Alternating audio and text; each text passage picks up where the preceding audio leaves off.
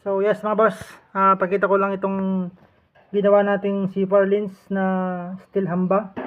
C4 lens at saka 1x2 na tubular. So ang size ng C4 lens is 2x3 mga boss. 1.5 yung thickness. Tapos 1x2 na tubular, 1.5 din yung thickness.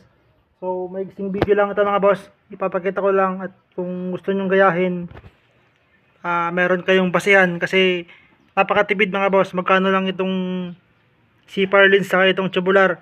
So mas mamura siya. Tapos kumbaga smooth siya, magandang tignan. Matibay din, pang matagalan, hindi siya aanayin, hindi siya binubukbok. So kahit gaano katagal, good siya. Basta pinturahan nyo lang mga boss.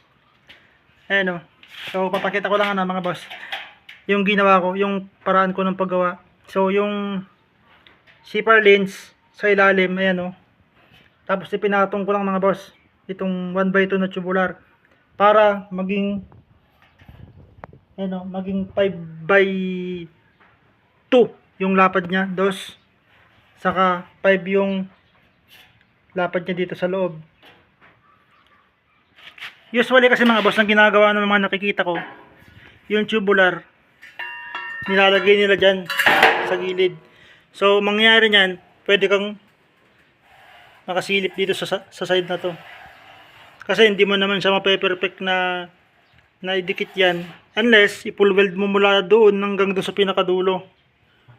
So ang mangyayari, 2x3 pa rin yung lapad niya. Ito, pag ganito mga boss, ayan o, malapad na siya, as in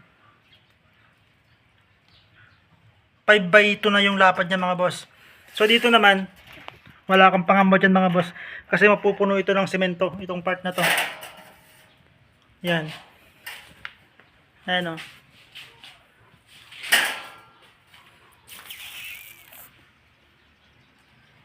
So yun lang mga boss, mga gustong gumawa, mas matipid, malaki yung nantitipid ninyo mga boss, kaysa bumili kayo ng hamba. Yun lang mga boss. So sa itsura, hindi naman siya papatalo. Pogi din siya.